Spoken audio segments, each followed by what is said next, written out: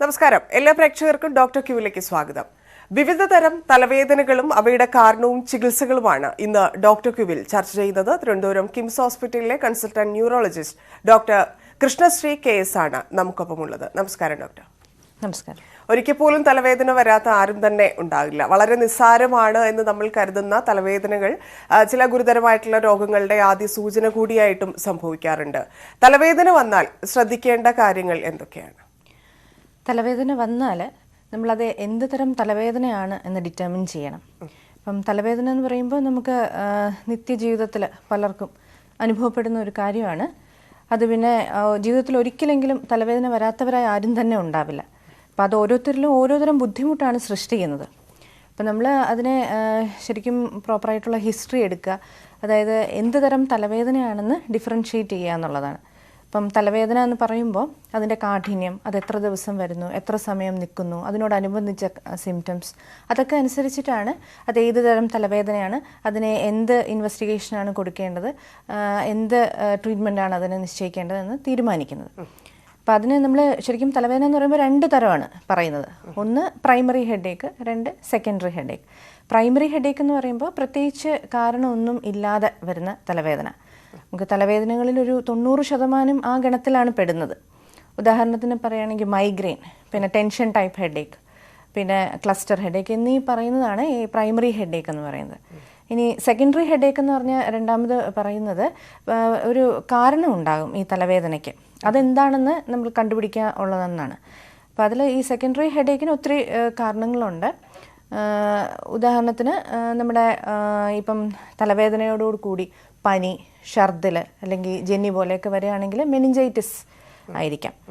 ഇനി തലവേദനയുടെ കൂടെ നമുക്ക് എന്തെങ്കിലും ഛർദിൽ ഈ ഒരു ഭാഗം തളർന്നു പോവുക, ബാലൻസ് ഇല്ലായ്മ ഉണ്ടാവുക, അല്ലെങ്കിൽ രണ്ടായിട്ട് കാണുക, അല്ലെങ്കിൽ കാഴ്ച പെട്ടെന്ന് മങ്ങുക, ഒരു ഭാഗം തളരുക, അതൊക്കെ സ്ട്രോക്കിൻ്റെ ലക്ഷണങ്ങളാണ്. ഇനി പെട്ടെന്ന് ജീവിതത്തിൽ ആദ്യമായിട്ടായിരിക്കും അതിതീവ്രമായ തലവേദന ഉണ്ടാകുന്നത്. അതികഠിനമായിട്ടൊരു തലവേദന ഉണ്ടാകും. അതൊരു 60 സെക്കൻഡ്, അതായത് 1 മിനിറ്റിനുള്ളിൽ അതിൻ്റെ തീവ്രതയിൽ എത്തുകയും ചെയ്യുന്നതാണ് തണ്ടർ ക്ലാപ്പ് ഹെഡേക്ക്. അങ്ങനെ വരികയാണെങ്കിൽ അത് അതിനുള്ള കാരണങ്ങൾ ഡിഫറെൻ്റ് ആണ്. അതായത് നമ്മുടെ രക്തധമനിയിൽ വെയിൻസിൽ ക്ലോട്ട് വരുന്ന കോർട്ടിക്കൽ വെയിൻ ത്രോംബോസ്, ഏറ്റവും പ്രധാനമായിട്ടുള്ളത് സബ്അരക്നോയിഡ് ഹെമറേജ്, ബ്ലീഡ്, നമ്മുടെ തലച്ചോറിൽ ബ്ലീഡ്, രക്തക്കുഴലുകൾ പൊട്ടി ഉണ്ടാകുന്ന ബ്ലീഡ്, സബ്അരക്നോയിഡ് ഹെമറേജ്. പിന്നെ മറ്റൊന്ന് RCVS എന്ന് പറഞ്ഞാൽ രക്തക്കുഴലുകൾ ചുരുങ്ങുന്ന അവസ്ഥ, അതാണ്. ഇനി ഒരു പ്രഗ്നൻറ്റ് ലേഡിക്ക് ആണ് ഇപ്പം തലവേദന വരുന്നതെങ്കിൽ അത് പ്രഗ്നൻസിയിൽ അനുബന്ധമായിട്ടുണ്ടാകുന്ന പ്രഷർ കൂടുന്നത്, അതായത് എക്ലാംസിയ, പ്രീ എക്ലാംസിയ തുടങ്ങിയ കണ്ടീഷൻസ് ആകാം. അല്ലെങ്കിൽ ഈ വെയിനിൽ ക്ലോട്ട് വരുന്ന CVT മുതലായതാവാം. പിന്നെ ഇനിയിപ്പോൾ ഒരു ആക്സിഡൻറ്റ് നടന്ന ഒരു വ്യക്തിക്ക് പെട്ടെന്ന് തലവേദന വരുന്നു, അതാണെങ്കിൽ ഉള്ളിൽ ബ്ലീഡ്, ബ്രെയിനിൽ ബ്ലീഡ് വന്നതാവും. അപ്പം പ്രത്യേകിച്ച് അതിനെ നോക്കേണ്ടി വരും. ഇനി ഒരു പിന്നെ വാർഫാറിൻ, അസിട്രോം തുടങ്ങിയ ഗുളികകൾ കഴിക്കുന്നവരാണെങ്കിൽ അതിൻ്റെ പിന്നെ INR ഒക്കെ ചെക്ക് ചെയ്യണം. അപ്പോൾ ബ്ലീഡിൻ്റെ ഒരു പോസിബിലിറ്റി ഉണ്ട്. അപ്പം അതുകൊണ്ട് അതിൻ്റേതായ ടെസ്റ്റുകൾ ചെയ്യേണ്ടി വരും. ഓക്കെ. ഈ തലവേദന ഇപ്പോൾ ഡോക്ടർ പറഞ്ഞ പോലെ പ്രൈമറി, സെക്കൻഡറി രണ്ട് വിഭാഗമാകുമ്പോഴും നമ്മൾ കൂടുതൽ ശ്രദ്ധിക്കേണ്ട തരത്തിലുള്ള തലവേദന അതെങ്ങനെയാണ് നമുക്ക് തിരിച്ചറിയാൻ സാധിക്കും? ഏത് തരമാണ്? ഇപ്പം മറ്റെന്തെങ്കിലും അസുഖത്തിൻ്റെ ലക്ഷണമായി വരുന്നതാണോ എന്നൊക്കെയുള്ള കാര്യങ്ങൾ തിരിച്ചറിയാൻ എന്തെങ്കിലും വഴികളുണ്ടോ? ഞാനിപ്പോൾ പറഞ്ഞത് തന്നെയാണ്.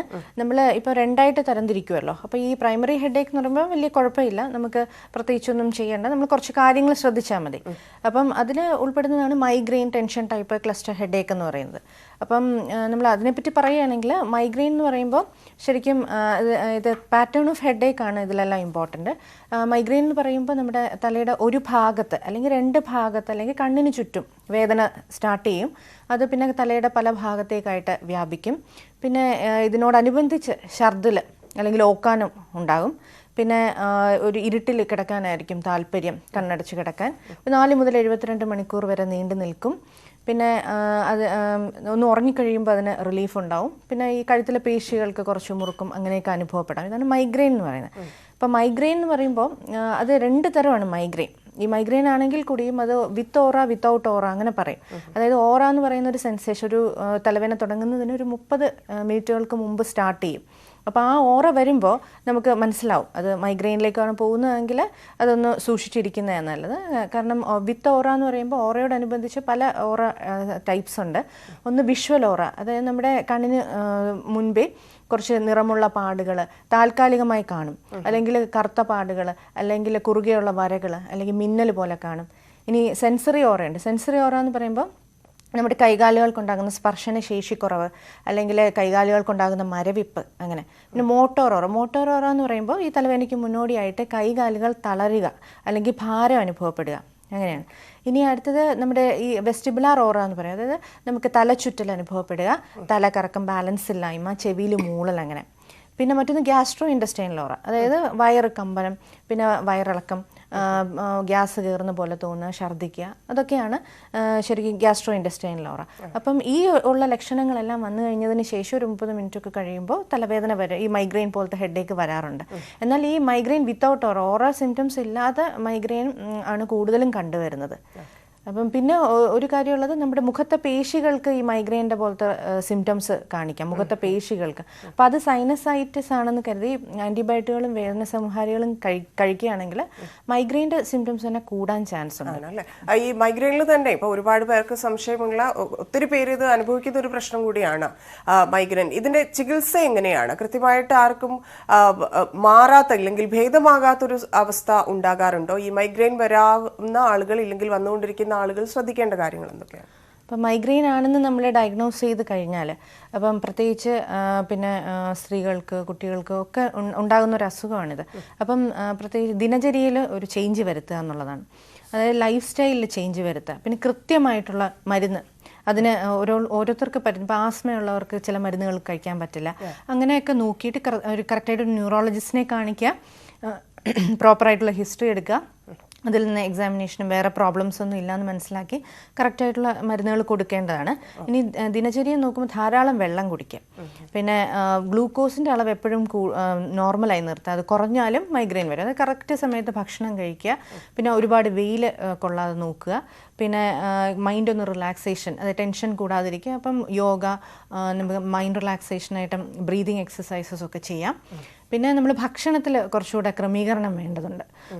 ചില ഭക്ഷണങ്ങൾ ഈ മൈഗ്രെയിൻ ഉണ്ടാക്കുന്നത് അല്ലെങ്കിൽ കൂട്ടുന്നതായിട്ട് കാണുന്നുണ്ട്, ചില ഭക്ഷണങ്ങൾ കുറയ്ക്കുന്നതായിട്ടും കാണുന്നുണ്ട്. അപ്പോൾ അതിൽ കൂട്ടുന്ന ഭക്ഷണം നമുക്ക് ഒഴിവാക്കാൻ പറ്റുന്ന, അല്ലെങ്കിൽ മൈഗ്രെയിന് പ്രേരകമായ ഭക്ഷണങ്ങൾ ഒഴിവാക്കാൻ പറ്റുന്നവ, ഒന്ന് നമുക്ക് ബിയർ, വൈൻ, ആൽക്കഹോൾ തുടങ്ങിയവ. പിന്നെ ഈസ്റ്റ് ഇട്ടതും പുളിപ്പിച്ചതുമായ ഈ ബ്രെഡ്, പിന്നെ പിസ്സ, കേക്ക്, അങ്ങനത്തത്. പിന്നെ ഈ ടൈറമിൻ അടങ്ങിയ സംസ്കരിച്ച മാംസം, പിന്നെ ചോക്ലേറ്റ്, അങ്ങനത്തത്. പിന്നെ നമുക്ക് പറയാൻ പറ്റുന്ന ഈ കഫീൻ അടങ്ങിയ കോള, കോഫി, അതെല്ലാം ഒഴിവാക്കുന്നതാണ്. യൂഷ്വലി അതാണ് കൂടുതലായിട്ട് മൈഗ്രെയിൻ കൂടുന്നതായിട്ട് കാണുന്നത്.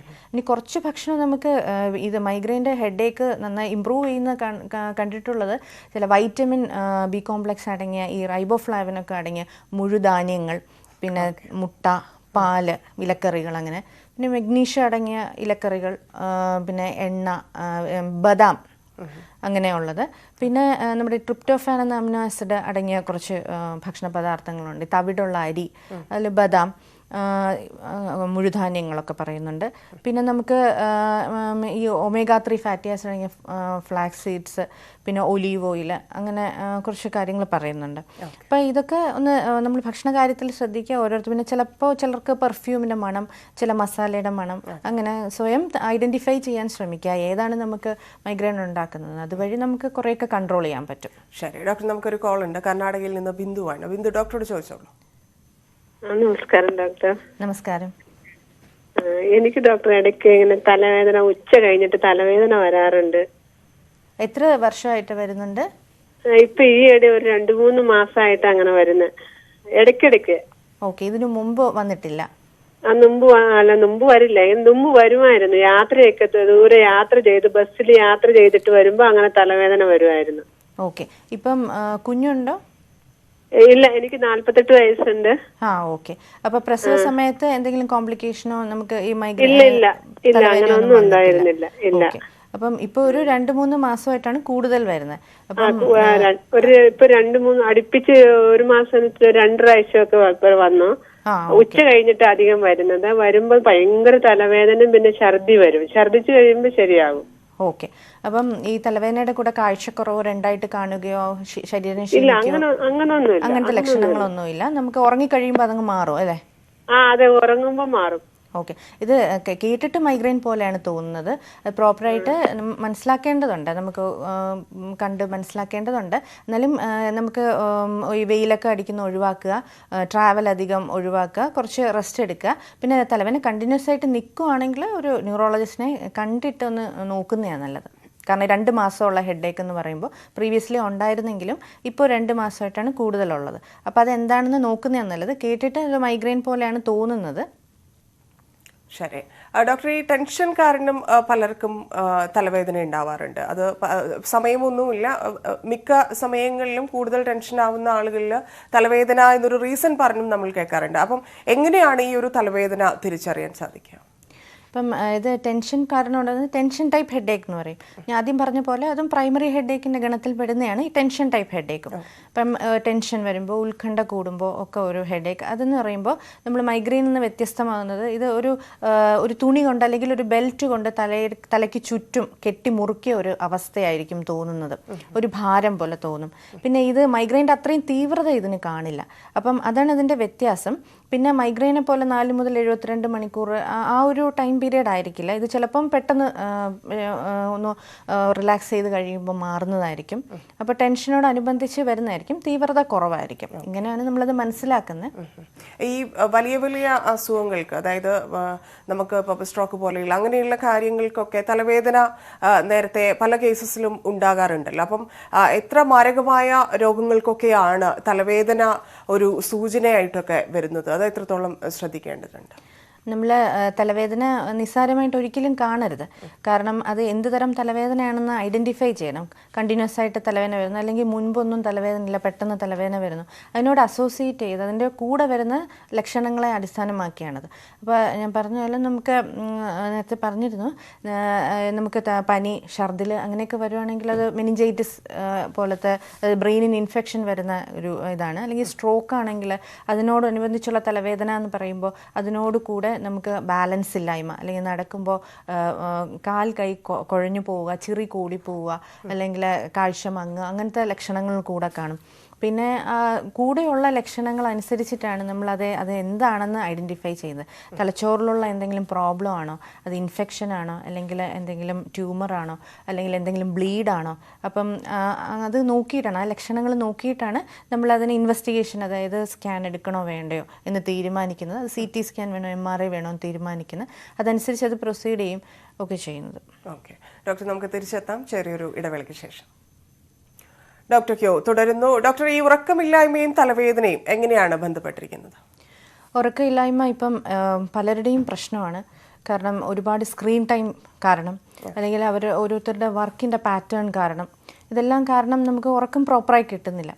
അപ്പം ചിലർ പിന്നെ മൊബൈൽ കുറച്ചൊന്ന് നോക്കിയിട്ട് കിടക്കാമെന്ന് വിചാരിക്കുന്നു. അപ്പം നമ്മളത് അറിയുന്നില്ല. അപ്പോൾ അത് കുറേ ഫാക്ടേഴ്സ് ഉണ്ട് അതിൽ. നമുക്ക് ഉറക്കമില്ലായ്മ വരുമ്പോൾ ഈ രക്തക്കുഴലുകളുടെ ആ ഒരു വികസനത്തിന് ഒരു ചേഞ്ച് വരുന്നു. ഒരു വാസോ കൺസ്ട്രിക്ഷൻ, വാസോ ഡയലേഷൻ, അതിലുള്ളൊരു ചേഞ്ച് വരും. അപ്പോൾ നമുക്ക് ഉറക്കം പ്രോപ്പറായില്ലെങ്കിൽ നമുക്ക് ആ ഒരു പിന്നെ പ്രോപ്പറായിട്ട് നമ്മുടെ ദിനചര്യയും അത് ബാധിക്കും. അപ്പോൾ ശരിക്കും രാവിലെ എണീക്കുമ്പോൾ ഇപ്പം മൈഗ്രെയിൻ ആണെങ്കിൽ മൈഗ്രെയിൻ കൂടും. ഇപ്പം ടെൻഷൻ ടൈപ്പ് ഹെഡേക്ക് ആണെങ്കിൽ അതും നമുക്ക് ഉറക്കം ഇല്ലാത്തതിൻ്റെ ഭാഗമായിട്ട് ഈ ഹെഡേക്ക് എല്ലാം കൂടുന്നതാണ്. അപ്പോൾ തീർച്ചയായും ഉറക്കം ഒരു 6 മുതൽ 7 മണിക്കൂർ വരെ അഡൽട്ട്സിന് തീർച്ചയായും ഉണ്ടാകേണ്ടത് അത്യാവശ്യമാണ്. അതിനുള്ള കാര്യങ്ങൾ പിന്നെ ഐഡൻറ്റിഫൈ ചെയ്ത്, ഉറക്കം ഇല്ലായ്മയാണ് കാരണം എന്ന് ഐഡൻറ്റിഫൈ ചെയ്ത് കഴിഞ്ഞാൽ അത് തീർച്ചയായും അതിന് വേണ്ടിയുള്ള മാർഗങ്ങൾ എടുക്കേണ്ടതാണ്. ഓക്കെ ഡോക്ടർ, ഒരു കോൾ ഉണ്ട് തൃശ്ശൂരിൽ നിന്നാണ്. സുജിത്ത ഡോക്ടറോട് ചോദിച്ചോളൂ സംശയം. Hello madam. ഹലോ, ഞാൻ സുജിത്താണ് തൃശ്ശൂരിൽ നിന്ന്. ഓക്കെ, പറഞ്ഞോളൂ സുജിത്ത്. മാഡം, ഇതിപ്പോ കുറച്ച് ദിവസമായിട്ടാണ് ഇങ്ങനെ തലയ്ക്ക് ചുറ്റും ഭയങ്കര തലവേദന. രാത്രിയിലാണ് കൂടുതൽ തലവേദന. ഓക്കെ, അപ്പം തലവേദനയുടെ കൂടെയാണോ തലചുറ്റലും വരുന്നത്? അതിനോട് ചേർന്നിട്ടല്ല തലചുറ്റൽ വരുന്നത്. തലചുറ്റല് നമുക്ക് വേറെ ഇങ്ങനെ എവിടെയെങ്കിലും എണീക്കുമ്പോഴാണ് ഇങ്ങനെ തലചുറ്റൽ വരിക ചില സമയത്ത്. ശരി, മുന്നേ തലചുറ്റൽ വരുമായിരുന്നോ? അത് എനിക്ക് കോവിഡ് പോസിറ്റീവ് ആയിട്ട് ഉള്ളൊരു ന്യൂമോണിയ പ്രശ്നങ്ങൾ വന്നു. അതിന് ശേഷമാണ് ഈ തലകറക്കം അങ്ങനെ ഒരു വിഷയം. ഓക്കെ, തലകറക്കം എന്ന് പറഞ്ഞാൽ എന്താണ്? ഭയങ്കര സിവിയർ ആയിട്ടാണോ വരുന്നത്? നമുക്ക് ചുറ്റും കറങ്ങുന്ന പോലെയാണോ തോന്നുന്നത്? അല്ലില്ല, അങ്ങനെയില്ല. അങ്ങനെ ചെറുതായിട്ട് ഇങ്ങനെ എന്താ ചെറുതായിട്ട് പറയാ സ്വയം ഒരു കറക്കം പോലെയാണ് തോന്നുന്നത് അല്ലേ? അതെ അത് ഓക്കെ. തലചുറ്റലും വരാറുണ്ട്, തലവേദനയും വരാറുണ്ട് അല്ലേ? വരാറുണ്ട്. തലകറക്കം ഈ കോവിഡ് വന്നതിന് ശേഷം എനിക്ക് 1 വർഷത്തിന്റെ ഇടയിലാണ് ഈ തലകറക്കം ഇങ്ങനെ ഇതായത്. ഓക്കെ. ഈ തലവേദന എന്ന് പറയുമ്പോൾ അതിന്റെ കൂടെ വേറെ എന്തെങ്കിലും ലക്ഷണങ്ങളുണ്ടോ? അത് തലവേദന മാത്രമാണോ? തലക്കകത്ത് ഇങ്ങനെ വിങ്ങല് പോലെ ഇങ്ങനെ ഒരു പ്രശ്നമുണ്ട്. ശരി. എത്ര സമയം നിൽക്കും അത്? എത്ര മണിക്കൂർ നിൽക്കും ആ തലവേദന? ഇത് രാത്രി ആണ് ഇങ്ങനെ ഇപ്പൊ കൂടുതലായിട്ട് കാണിക്കുന്നത്. നമ്മള് ചിലപ്പോ അങ്ങനെ സഹിച്ച് കിടന്ന് ഉറക്കായി കഴിഞ്ഞാൽ ചിലപ്പോ രാവിലേക്ക് ഒരുവിധം ക്ലിയർ ആവും. ഓക്കെ. അപ്പൊ രാവിലത്തെ സ്ട്രെസ്സും അതൊക്കെ കൂടുമ്പം തലവേദനയും കൂടാറുണ്ട് അല്ലേ? പിന്നെ നമ്മൾ ഈ ചുമക്കുക അതങ്ങനെ തുമ്മുമ്പോഴൊക്കെ തലയിൽ ഇങ്ങനെ വേദന നിൽക്കും. ഓക്കെ. തലവേദന പെർസിസ്റ്റ് ചെയ്ത് നിൽക്കുകയാണ്, അതായത് കണ്ടിന്യൂസ് ആയിട്ട് നിൽക്കുകയാണ്. രാത്രി മാത്രമേ വരുവുള്ളൂ അങ്ങനെയല്ല, എപ്പോഴും ഇപ്പോഴൊന്നും അതിന് പ്രശ്നമില്ല. രാത്രിയിലാണ് ഇതിന്റെ കൂടുതൽ എഫക്ട്. നമുക്ക് അങ്ങനെ വേദനയായിട്ട് അങ്ങനെ സഹിക്കാൻ പറ്റാത്തത് തന്നെ രാത്രിയിലാണ്. ഓക്കെ. തലവേദനയുടെ കൂടെ പനി, ഛർദിൽ അങ്ങനെയൊന്നും ഇല്ലല്ലോ? ഇല്ല, പനി അങ്ങനെയുള്ള പ്രശ്നങ്ങളൊന്നുമില്ല. ഓക്കെ. അപ്പൊ തലവേദന എന്താണെന്ന് പ്രോപ്പറായിട്ട് നമുക്ക് നോക്കണം. അപ്പം പിന്നെ അടുത്തുള്ള ഡോക്ടറെ ഒന്ന് കാണിക്കുന്നതാണ് നല്ലത്. ഇപ്പം തൽക്കാലം തലവേദന വരുമ്പോൾ ഈ പാരസെറ്റമോൾ അങ്ങനത്തെ മരുന്നുകൾ എടുക്കുമ്പോൾ അത് കുറയുന്നുണ്ടോ എന്ന് നോക്കൂ കേട്ടോ. എന്നിട്ട് റെസ്റ്റ് ഒക്കെ എടുക്കുമ്പോൾ കുറയുന്നുണ്ടെങ്കിൽ വലിയ സീരിയസ് ഉള്ളതായിരിക്കില്ല, പക്ഷെ എന്നാലും നോക്കുന്നതാണ് നല്ലത് കേട്ടോ. ഓക്കെ ഡോക്ടർ, ഇപ്പം പൊതുവേ നമ്മുടെ ഒരു രീതി വെച്ചിട്ട് ഇപ്പം ചെറിയൊരു തലവേദനയാണെങ്കിൽ സ്വയം ചികിത്സിക്കുന്ന ഒരു പരിപാടിയുണ്ട്. ഇപ്പം പാരസെറ്റമോളോ അല്ലെങ്കിൽ ഡോളോ പോലെയുള്ള ടാബ്ലറ്റ്സ് ഒക്കെ എടുത്തിട്ട് അത് ശരിയായ രീതിയാണോ? അത് ഈ തലവേദനയുടെ പാറ്റേൺ, അത് എത്ര സമയം നിൽക്കുന്നു, അതിനുള്ള കാരണങ്ങൾ എന്ത് എന്ന് ഐഡൻറ്റിഫൈ ചെയ്യുന്നതാണ് നല്ലത്. ഇപ്പം ഒരു ജീവിതത്തിൽ ഇപ്പോൾ ഒരിക്കൽ ഒരു തലവേദന വന്നു, അത് കഴിക്കുന്നു, നമുക്ക് തന്നെ അറിയായിരിക്കും അതിന് ചിലപ്പോൾ ഒരു സ്ട്രെസ് ഉണ്ടായി അത് കാരണമായിരിക്കാം. അങ്ങനെയാണെങ്കിൽ കഴിക്കുന്നതുകൊണ്ട് തെറ്റില്ല. പക്ഷേ എല്ലാ ദിവസവും അല്ലെങ്കിൽ എല്ലാ മാസവും കൃത്യമായി തലവേദന വരുന്നു, അങ്ങനെ ഉണ്ടെന്നുണ്ടെങ്കിൽ കറക്റ്റായിട്ട് ഇത് എന്തുകൊണ്ടാണ്, അത് പ്രൈമറി ഹെഡേക്ക് ആണോ സെക്കൻഡറി ഹെഡേക്ക് ആണോ എന്ന് ഐഡൻറ്റിഫൈ ചെയ്യണം. ഇപ്പോൾ തീർച്ചയായും ഒരു ഡോക്ടറുടെ സഹായം അതിനെ എടുത്തിട്ട് നമ്മൾ അത് പ്രൈമറി ഹെഡേക്ക് ആണെങ്കിൽ നമ്മൾ കുഴപ്പമില്ല, അതിനനുസരിച്ചുള്ള ജീവിതചര്യകൾ മാറ്റവും അതിന് വേണമെങ്കിൽ മരുന്ന് എടുക്കുക അങ്ങനെയൊക്കെ ചെയ്യാം. പക്ഷേ ഇതിന് സെക്കൻഡറി ഹെഡേക്ക് ആണെന്നാണ് ഡോക്ടർക്ക് തോന്നുന്നതെങ്കിൽ അതിനനുസരിച്ചുള്ള ഇൻവെസ്റ്റിഗേഷനും അതെന്താണെന്ന് അറിയേണ്ടതുണ്ട്. അപ്പോൾ തീർച്ചയായും എപ്പോഴും പാരസെറ്റമോൾ എടുക്കുന്നതിനേക്കാളും ഇപ്പോൾ 1-2 തവണ എടുത്തിട്ട് അത് ഒന്ന് ഇവാലുവേറ്റ് ചെയ്യുന്നത് തന്നെയായിരിക്കും നല്ലത്. ഓക്കെ. ഈ ഏജ് ഈ ആളുകളിൽ കൂടുതലായിട്ട് തലവേദന ആരിലാണ് ഉണ്ടാവാറുള്ളത്? പല കാരണങ്ങൾ കൊണ്ട് ഈ ചെറിയ കൈക്കുഞ്ഞുങ്ങളുടെ ഒക്കെ ഇത്തരത്തിലുള്ള പ്രശ്നങ്ങൾ ഉണ്ടാവാറുണ്ടോ? ഉണ്ടെങ്കിൽ തന്നെ അതെങ്ങനെ തിരിച്ചറിയാം? നമുക്ക് ചെറിയ കുട്ടികൾക്കും തലവേദന വരാറുണ്ട്. മൈഗ്രെയിൻ പോലത്തെ പല സിംറ്റംസ് ആയിട്ട് തലകറക്കം, തലവേദന എന്നവർക്ക് പറയാൻ കറക്റ്റായിട്ട് അറിയില്ലല്ലോ. അപ്പം അവർ ഒരു തലകറക്കം എന്നൊക്കെ ആയിരിക്കും പറയുന്നത്, അപ്പോൾ അത് മൈഗ്രെയിൻ ആയിരിക്കാം. അപ്പം ചെറിയ കുട്ടികൾക്ക് തൊട്ട് വലിയവർക്ക് വരെ കാണാറുണ്ട്. എസ്പെഷ്യലി ഒരു 30-40 വയസ്സ് ഇല്ലെങ്കിൽ 20 വയസ്സിലൊക്കെ ഉള്ളവർക്ക് കൂടുതലായിട്ട് കാണും. അതിന് കാരണം ഈ ടെൻഷനും പിന്നെ സ്ക്രീൻ ടൈം കൂടുതലും അങ്ങനത്തെ ഉള്ള കാരണങ്ങളാണ്. പിന്നെ അതിനുള്ള ബേസിക് ആയിട്ടുള്ള റീസൺസ് എന്തുണ്ടെന്ന് ഐഡന്റിഫൈ ചെയ്യണം. എല്ലാ ഏജിലും തലവേദന കാണാറുണ്ട്, കൂടുതൽ ഒരു 20, 30, 40 ഒക്കെ കാണാറുണ്ട്. അതായത് ഇപ്പം പ്രത്യേകിച്ച് ഇപ്പം ഈ സ്ക്രീൻ ടൈം കൂടുതലായതുകൊണ്ടും മാത്രം തലവേദന, ഇപ്പം നേരത്തെയൊക്കെ നമ്മൾ കണ്ണാടി വെക്കുന്നത് തലവേദന കൊണ്ട് എന്നൊക്കെ ഉള്ളതിൽ നിന്ന് ഒരുപാട് മാറിയില്ലേ അത്തരത്തിലുള്ള കേസസ് വരുന്നത്? അതെ, തലവേദന വരുമ്പോൾ പണ്ട് നമ്മൾ സൈനസൈറ്റിസ് ആണെന്ന് പറയും, അല്ലെങ്കിൽ അത് കണ്ണാടി വെക്കാത്തതുകൊണ്ടാണെന്ന് പറയും. പക്ഷേ അങ്ങനെയല്ല, നമ്മൾ കണ്ണാടി വെക്കുന്നത് റിഫ്രാക്റ്റീവ് എറർ, നമ്മുടെ ലെൻസിൻ്റെ പ്രോബ്ലം കൊണ്ടാണ്. അത് ഷോർട്ട് സൈറ്റ്, അതിന് എന്താണെന്ന് ഐഡൻറ്റിഫൈ ചെയ്യണം. അത് കാരണമാണ് കണ്ണാടി വെക്കേണ്ടി വരുന്നത്. അപ്പോൾ കണ്ണാടി വെക്കുമ്പോൾ ആ ലെൻസ് കറക്റ്റ് ചെയ്യാണ് നമ്മുടെ സൈറ്റ്, അപ്പോൾ നമുക്ക് കാണാൻ പറ്റും, ബോർഡൊക്കെ വായിക്കാൻ പറ്റും. അങ്ങനെ വരുമ്പോൾ തലവേദന കുറയുന്നോ എന്ന് നോക്കണം. പിന്നെ മറ്റൊന്ന്, നമ്മുടെ സൈനസൈറ്റിസ് ഇതേപോലെ പ്രസൻറ്റ് ചെയ്യാം. അപ്പം ആൻറ്റിബയോട്ടിക് അതൊക്കെ കൊടുത്തുകൊണ്ടിരിക്കും. അപ്പം അതല്ല, പക്ഷേ അത് കറക്റ്റ് ഹിസ്റ്ററി എടുത്ത് മൈഗ്രെയിൻ ആണെന്ന് മനസ്സിലാക്കി കഴിഞ്ഞാൽ അതിൻ്റെ ആവശ്യമില്ല. അപ്പം നമ്മൾ പിന്നെ കറക്റ്റായിട്ട് അതെന്താണെന്ന് തിരിച്ചറിയണം, എന്ത് തരം ഹെഡേക്ക് ആണെന്ന്. ഓക്കെ. എന്താണ് ഡോക്ടർ ഈ ക്ലസ്റ്റർ തലവേദന? ക്ലസ്റ്റർ തലവേദന എന്ന് പറഞ്ഞാൽ അത് ഈ പറഞ്ഞ പ്രൈമറി ഹെഡേക്ക് ഗണത്തിൽ പെടുന്നതാണ്. അതിശക്തമായ തലവേദനയായിരിക്കും. നമ്മളൊരു വർഷത്തിൽ, ഒരു മാസത്തിൽ ഒരു ഫിക്സഡ് ഡേയ്സിൽ അങ്ങ് വരും, കുറച്ച് ദിവസങ്ങളിൽ ക്ലസ്റ്റർ പോലെ വരും. അപ്പോൾ അത് ചിലപ്പോൾ 9 മണിക്കായിരിക്കും തുടങ്ങുന്നതെങ്കിൽ പിറ്റേ ദിവസവും ഏകദേശം ഒരു 9 മണിയാകുമ്പം തുടങ്ങും. അതൊരു 15 മിനിറ്റ് മുതൽ 3 മണിക്കൂർ വരെ നിൽക്കും. അതിശക്തമായ തലവേദനയും അത് മറ്റ് തലവേദന ഡിഫറൻഷ്യേറ്റ് ചെയ്യാൻ പറ്റുന്നത് ഈ കണ്ണിൽ നിന്നും മൂക്കിൽ നിന്നും നീരൊലിക്കുകയും പിന്നെ കണ്ണ് ചെമക്കുകയും ചെയ്യാറുണ്ട്. അങ്ങനെയാണ്, അതാണ്. ഇതിന് പെട്ടെന്ന് ചെയ്യാവുന്ന ഇപ്പോൾ ഒരു തലവേദന വന്നാൽ അത് അസഹനീയമാണ്, ഇപ്പം നമുക്ക് പെട്ടെന്ന് ഒരു ഡോക്ടറിന്റെ ഹെൽപ്പ് എടുക്കാൻ സാധിക്കാത്ത സമയങ്ങളിൽ എടുക്കാവുന്ന ഒരു നമുക്ക് എന്താണ് ആ സമയത്ത് ചെയ്യാൻ സാധിക്കുക? പെട്ടെന്ന് നമുക്ക് തലവേദന വരുന്നു, അതിൻ്റെ കൂടെ നമ്മൾ ഫീവറോ അങ്ങനെ ഒന്നും ഇല്ല, ഒരു സാധാരണ ഇരിക്കുന്നു, പെട്ടെന്ന് തലവേദന വരുന്നെങ്കിൽ നമ്മളൊരു പാരസെറ്റമോൾ എടുക്കാം. ഒരു പാരസെറ്റമോൾ എടുക്കുക, അവരവരുടെ ബോഡി വെയ്റ്റിനനുസരിച്ചുള്ള mg എത്രയാണോ അത് എടുക്കാം. എടുത്തിട്ട് നമ്മളൊന്ന് റെസ്റ്റ് എടുക്കുക. റെസ്റ്റ് എടുത്തിട്ടും കുറയുന്നില്ല, പിന്നെ ജീവിതത്തിൽ ആദ്യമായി അതിശക്തമായ തലവേദന വരുവാണെങ്കിൽ തീർച്ചയായും എമർജൻസിയിൽ പോവാം, ഹോസ്പിറ്റലിൽ. ഓക്കെ, ഇതിന്റെ ചികിത്സകൾ ഇപ്പൊ ആദ്യം എന്താണ് എന്നുള്ളത് നേരത്തെ ഡോക്ടർ പറഞ്ഞതുപോലെ കണ്ടെത്തിയതിന് ശേഷമാണോ ബാക്കി മെഡിസിൻസിലേക്ക് കടക്കുന്നത്? തീർച്ചയായും നമ്മൾ ഹിസ്റ്ററി എടുത്ത് അത് പ്രൈമറി ഹെഡേക്ക് ആണോ സെക്കൻഡറി ഹെഡേക്ക് ആണോ എന്ന് ഐഡന്റിഫൈ ചെയ്യും. അതിനുശേഷം മാത്രമാണ് അത് ഓരോന്നിനും പറ്റിയ, അത് എല്ലാ തലവേദനയ്ക്കും സ്കാൻ എടുക്കാറില്ല. നമ്മൾ സെക്കൻഡറി ഹെഡേക്ക് ആണെന്ന് തോന്നുന്നതിനാണ് സ്കാൻ എടുക്കാറുള്ളത്. അതിനനുസരിച്ചാണ് ട്രീറ്റ്മെന്റും പോകുന്നത്. ഓക്കെ, ഈ ഭക്ഷണത്തിന്റെ കാര്യത്തിൽ ഇപ്പം തലയുമായിട്ട് ബന്ധപ്പെട്ടുള്ള കാര്യം പലർക്കും ഇപ്പോൾ ഭക്ഷണം ഇപ്പം ബ്രേക്ക്ഫാസ്റ്റ് സ്കിപ്പ് ചെയ്യുന്നവരുണ്ട്, ലഞ്ചും ഡിന്നറും അങ്ങനെ ഒരുപാട് ഇപ്പം ഡയറ്റിന്റെ കാര്യത്തിൽ പോലും ഭക്ഷണക്രമത്തിലൊക്കെ വലിയ വ്യത്യാസം വന്നിരിക്കുന്ന ഒരു സമയം കൂടിയാണല്ലോ. അപ്പം അത് എത്രത്തോളം ഈ തലവേദനയ്ക്ക് പലപ്പോഴും കാരണമാകാറുണ്ട്? അങ്ങനെ ഡയറ്റ് എടുക്കുന്നവരും ഇല്ലെങ്കിൽ ഭക്ഷണ കാര്യത്തിൽ ശ്രദ്ധിക്കാത്തവരും ഒക്കെ ശ്രദ്ധിക്കേണ്ട കാര്യങ്ങൾ എന്താണ്? ഡയറ്റ് എടുത്ത് വെയിറ്റ് കുറയ്ക്കുന്നത് നല്ലതാണ് എന്തായാലും. പക്ഷേ അങ്ങനെ ചെയ്യുമ്പോൾ നമ്മൾ കറക്റ്റായിട്ടുള്ള ഭക്ഷണം, ഗ്ലൂക്കോസ് ലെവൽ നമ്മുടെ ബോഡിയിൽ കൃത്യമായിരിക്കണം. അത് കുറഞ്ഞു കഴിഞ്ഞാൽ തീർച്ചയായും തലവേദന വരും. അപ്പം അതിനനുസരിച്ചുള്ള ഒരുപാട് ജങ്ക് ഫുഡ് ഒഴിവാക്കി നമ്മൾ സാധാരണ ഭക്ഷണം വീട്ടിലുണ്ടാക്കുന്ന ദോശ അതൊക്കെ ആണെങ്കിൽ അതിൻ്റെ അളവ് കുറച്ച് കഴിക്കുക. അങ്ങനെ ആയി ഡയറ്റിംഗ് സ്റ്റാർട്ട് ചെയ്തിട്ട് ചെയ്യുന്നതായിരിക്കും. അപ്പം നമ്മുടെ ബോഡി അതുമായിട്ട് അഡ്ജസ്റ്റ് ചെയ്യുന്നുണ്ടോ എന്ന് നോക്കിയിട്ടുള്ള ഡയറ്റ് പ്രോഗ്രാംസ് ചെയ്യുന്നതായിരിക്കും നല്ലത്. ഇപ്പോൾ ഒരു ഡയറ്റ് പ്രോഗ്രാം ചെയ്യുന്നു, നമ്മൾ തീരെ ഒന്നും കഴിക്കുന്നില്ല, ഷുഗർ കുറയുന്നു, അപ്പം തലവേദന വരുന്നു, അങ്ങനെയാണെന്നുണ്ടെങ്കിൽ അത് ഫോളോ ചെയ്യാതിരിക്കുകയാണ് നല്ലത്. കൃത്യമായിട്ടുള്ളത് എന്താണെന്ന് നമുക്ക് തന്നെ മനസ്സിലാവുമല്ലോ ഓരോന്ന് ഫോളോ ചെയ്യുമ്പോൾ. അതിനനുസരിച്ച് അത് ചേഞ്ച് വരുത്തുന്നതാണ് നല്ലത് തലവേദന ഉണ്ടെങ്കിൽ. ഓക്കെ, ഒരുപാട് നന്ദി ഡോക്ടർ വന്നതിനും സംശയങ്ങൾക്ക് മറുപടി നൽകിയതിനും. Thank you. Thank you. Doctor queue പൂർണ്ണമാവുന്നു. നമസ്കാരം.